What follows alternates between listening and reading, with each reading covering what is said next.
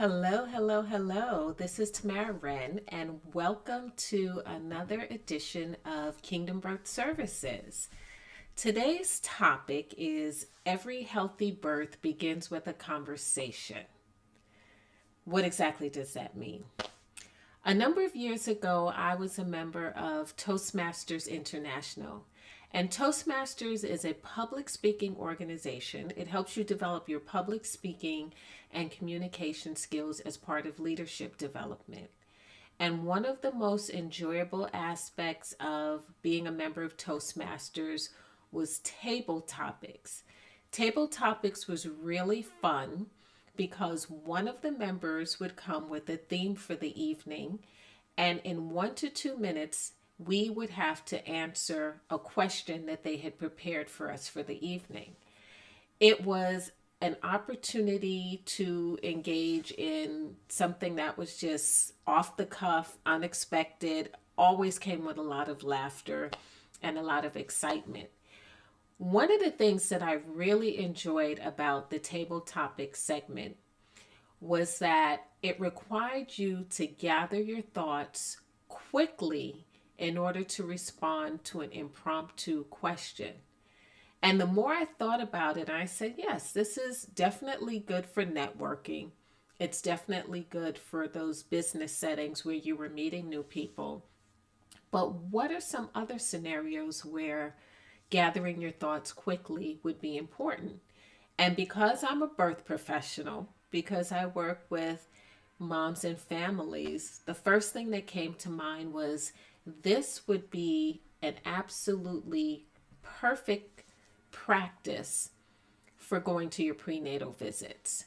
Because sometimes in a prenatal visit, you could be given information, and because those visits are so short, you have such a small window of opportunity to engage in a conversation that those skills that we learn during the table topic segment could be carried over. How do you gather your thoughts quickly, process them, and respond to the situation around you?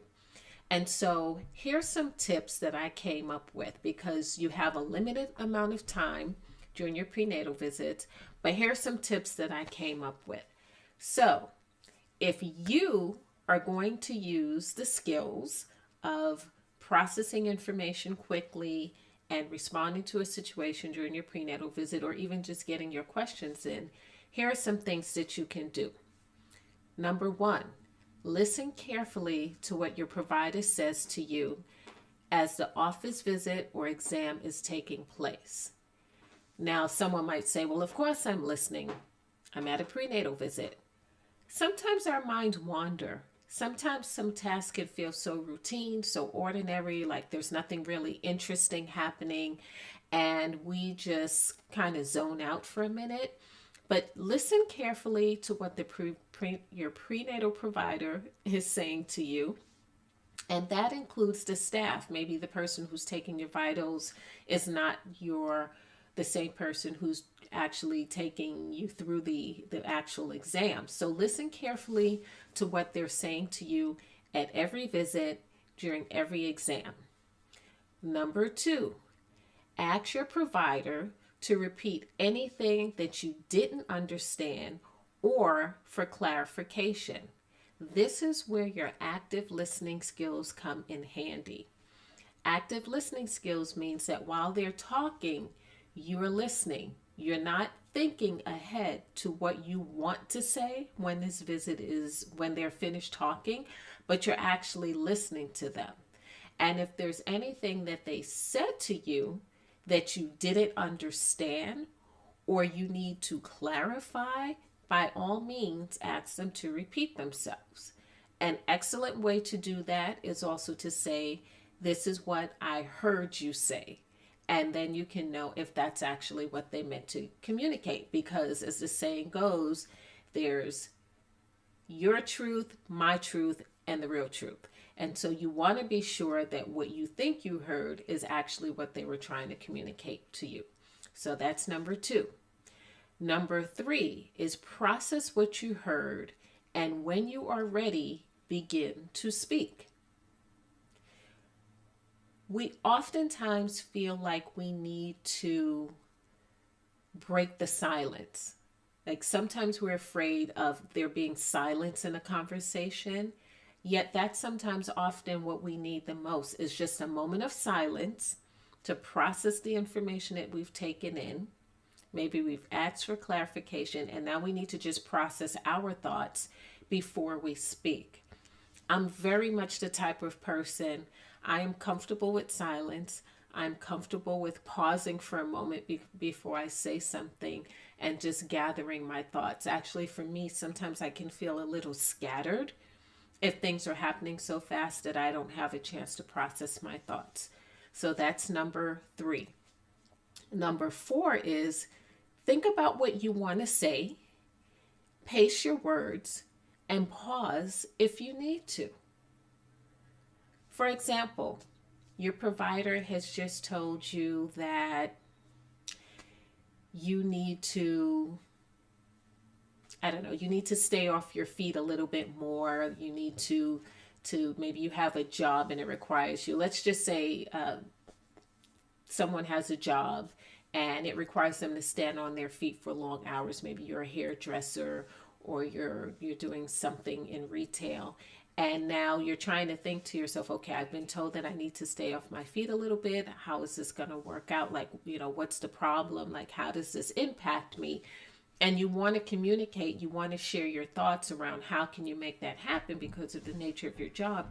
Don't rush into just saying, okay, that's what I'm going to do. But really think about what you want to say. Take your time. Maybe you need some support in how you're going to approach this with your employer at your job site. But just pause a minute, think about what you want to say and how you want to ask your questions. The next one, which is number 5, is don't be afraid of the silence when you need to pause. Don't feel obligated to use what we in Toastmasters call filler words like let me think. So just be okay with the silence. Be okay with the moment that you're pausing. And number 6, during table topics, we only have 1 to 2 minutes to communicate. And this is similar to a prenatal visit, though obviously a little bit longer. So you want to use your time wisely. That might mean that you're writing down your questions before you go to your visit. It might mean that you're staying on topic, that you're cutting out the small talk because you're cognizant of how much time that you have to be there for the appointment. So let's run through those again. Listen carefully to what your prenatal provider says to you as the office visit or exam is taking place. Number 2, ask your provider to repeat anything that you didn't understand or to clarify something that you heard. This is where your active listening skills are going to come in handy. Number 3, process what you heard, and when you are ready, begin to speak. Number 4, think about what you want to say, pace yourself, and pause if you need to.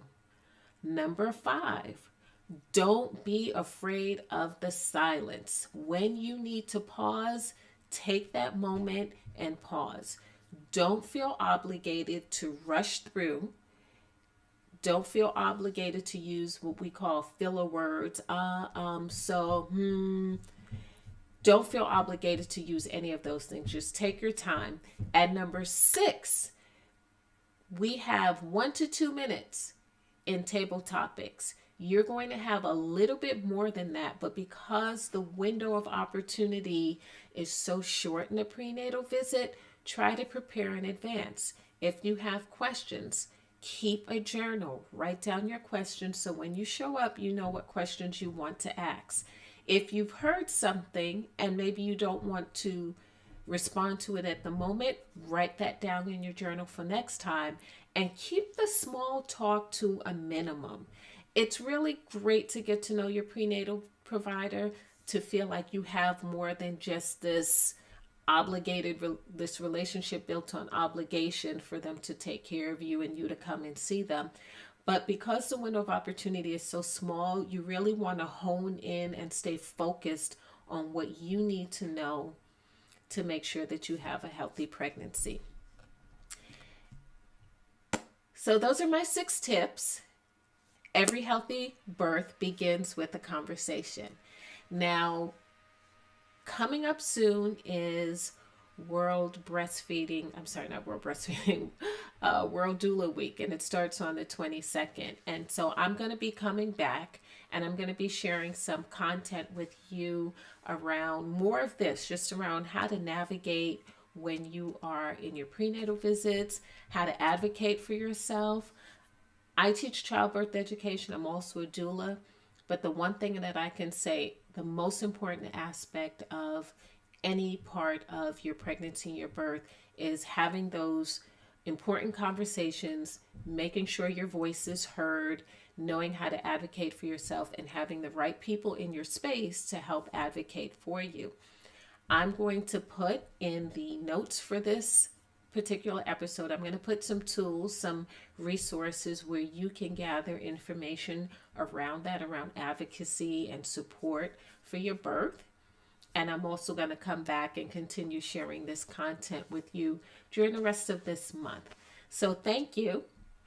If you like this, if this content was helpful, if there's someone in your life that you think could use this, if you want more of this, you want more of this information, or if there's something that you would like me to talk to you about or to share with you, please like, subscribe, set yourself up for notifications, do all that great stuff. So subscribe to my channel, like this episode, share it with a friend, and set yourself up for notifications. So take care. Oops, filler word.